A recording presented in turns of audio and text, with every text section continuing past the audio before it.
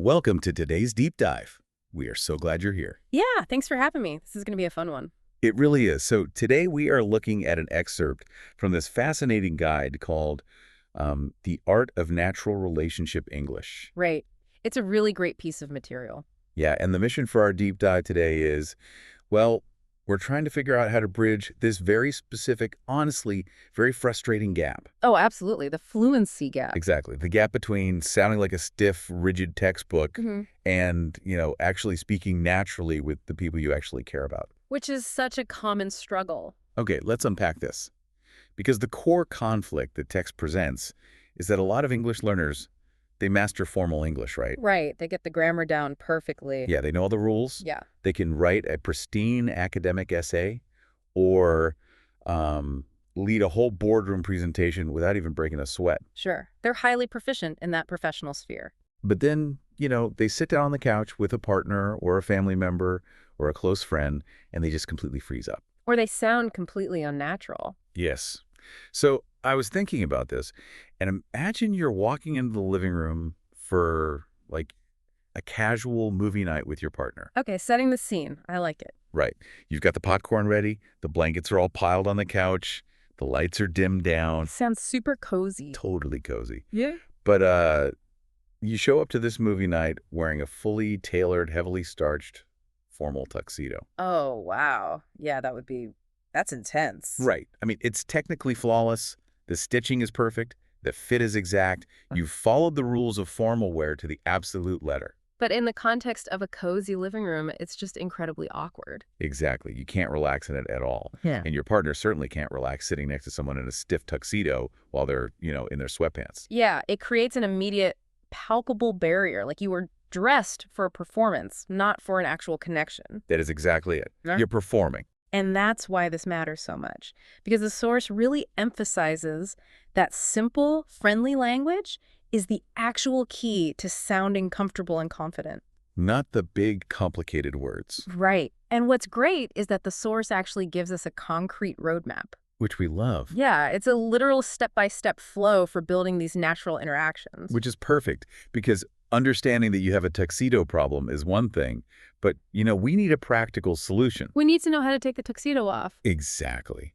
So let's smoothly transition right into the source's 5-step framework for everyday relationship conversations. Let's do it. Step one. Step 1 is the opener, starting the conversation. Right. And the source highlights these suggested openers like, how was your day? Or how are you doing today? Very classic. Yeah. But, okay, I have to push back on this a little bit. Oh, how so? Well, I mean, these questions sound almost too basic, right? Like, if we're trying to build deep intimacy, why are these the gold standard for starting a conversation with a loved one? Well, what's fascinating here is the underlying function of these words. Okay, function over form. Exactly. The source's reasoning is that these specific questions aren't just about information gathering. They show interest and, essentially, they keep the conversation going. Right. In linguistics, this is called phatic communication. It's language used purely for social interaction, not to convey big facts. So when I ask my husband, how was your day? I'm not actually asking for, like, an itemized spreadsheet of his afternoon meetings. Right. You'd probably be pretty annoyed if he actually gave you an hour-by-hour breakdown. Oh, absolutely. I'd be looking for an exit. Exactly. You're just sending a signal. You're opening the door and saying, hey, I'm ready to connect. And because it's so basic, it doesn't require a lot of cognitive energy to answer. That makes total sense. It's a low-stakes invitation. Precisely. Which logically moves us right into step 2, which is the recap. Basically answering that opener. Right. Talking about your day. And again, the source suggests these incredibly simple phrases, things like, my day was busy, or I had a really good day today. Keeping it light. Yeah. And I guess this ties back to what you were saying about cognitive load, right? Exactly. If you try to explain, some nuanced office politics that made your Tuesday difficult using advanced textbook vocabulary, You're going to stumble. you are. You're going to get frustrated hunting for the right adjective, and suddenly a simple check-in feels like a stressful language exam. Which completely ruins the vibe of the living room. Right. Just saying, my day was busy, validates their opener. You're participating in the rhythm of the relationship without overcomplicating it. So we've opened the door, we've recapped the present moment, and then step 3 is looking forward. Sharing plans. Right. The conversation shifts from the past and the present into the future. Things like, Do you have any plans for the weekend? Or, what would you like to do tomorrow? Yeah, and this shift is so crucial Why is that? because you're actively creating a shared reality. You're moving from just reporting on your separate individual days to actually collaborating on your shared life together. Oh, I like that. Collaborating on a shared life. It builds anticipation. And again, doing this in simple language removes all the friction. So it feels effortless. Exactly. Okay, so up to this point, it feels like the conversation has been strictly functional, right? Sure. Past events, future plans, logistics. Right. But step 4 introduces what I like to call the emotional glue of the framework. Yes. The power of compliments. Yes. The source lists examples like, you did a great job today, or you always make me smile. And these are so incredibly important. Right. But again, they're so simple. Why do these matter so much in this context? Well, they don't just flatter the person. As the source explicitly states, these compliments sound natural and kind. Natural and kind. Yes, when you try to use highly dramatic, formal language to compliment someone, like while you're just standing around making coffee. Like saying, your beauty rivals the stars above. Exactly. It feels performative. It feels contrived, like you're acting in a play. The tuxedo again. Exactly. But looking at someone and just saying, you always make me smile, cuts right through that noise. It's genuine. It builds a really comfortable dynamic. It's authentic because it matches the safe environment you're in. Perfectly said. Okay, and that brings us to step 5, which wraps up the framework. The landing. How to end things positively. Right. The source's exit strategies are phrases like, take care, have a wonderful day, or talk to you later. The landing is arguably just as important as the opener. Like the aftertaste of the conversation. That's a great way to put it. A phrase like, talk to you later, implies continuity. It reassures the person that the connection is secure even as you go back to doing your own thing. So that's the 5-step framework. Open, recap, look forward, compliment, and land. It's a really solid structure. But, learning a framework in isolation isn't really enough. No, it can be a bit dry. Right. We have to see it in action to truly understand its rhythm. Which brings us directly to the source's full, natural conversation example. The case study with Ava and Alex. Yes, Yeah. Ava and Alex. Let's dissect this flow line by line, because it's basically a masterclass in conversational pacing. Let's do it. Okay, so the exchange starts with Alex opening up. He asks about Ava's day. Step 1. Right. Ava says it was pretty good and busy, but everything went well. That's step 2. The recap. Exactly. But here's the crucial pivot. She doesn't just stop talking. She immediately asks, how about you? And that pivot prevents the conversation from stalling out. She throws the ball back. If she just stopped at everything went well, the momentum completely dies. By adding, how about you? She's demonstrating mutual interest. Okay, so then Alex catches the ball. He says he finished work early and relaxed. And Ava validates this. She says, that sounds nice. Right. Validation is so key there. And then she smoothly implements step 3 by asking about his weekend plans. Moving to the future. Exactly.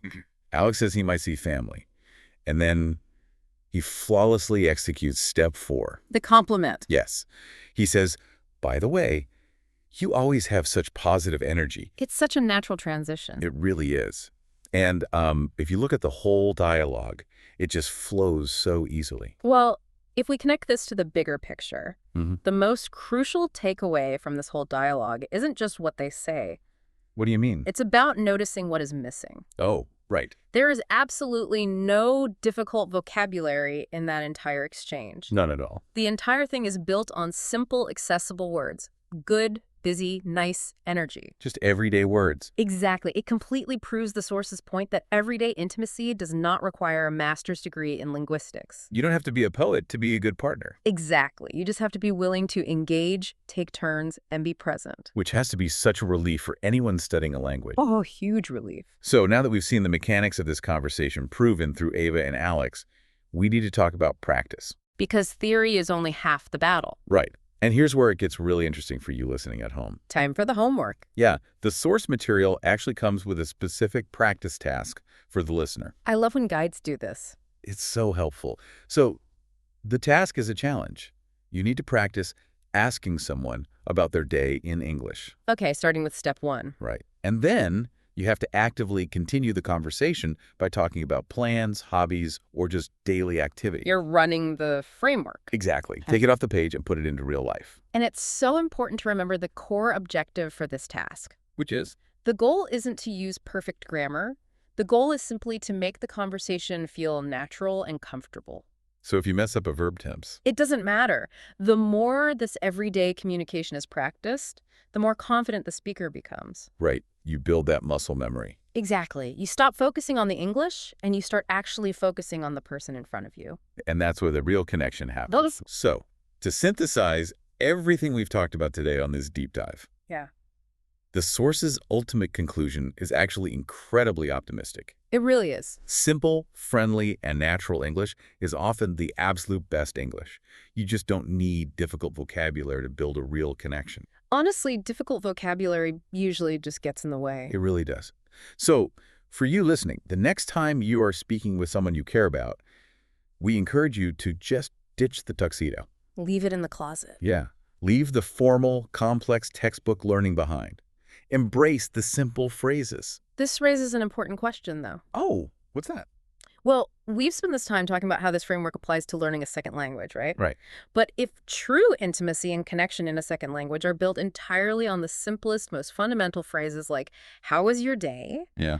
Could it be that we overcomplicate our communication in our native languages as well? Oh, wow. That's a really deep thought. I mean, think about it. Are we sometimes hiding behind complex words and busy schedules when a simple, genuine "you make me smile" is what our relationships actually need? Like we're using our native fluency as a wall. Exactly. If the tuxedo is a barrier in a second language, it might be a barrier in our first language, too. That is incredibly profound. And honestly, that's exactly what I'm going to be pondering for the rest of the day. It's definitely something to chew on. Absolutely. Well, we're going to leave you to ponder that thought as well. Thank you so much for joining us on this deep dive. Thanks for tuning in. Take off the tuxedo, keep things simple, and we will catch you next time.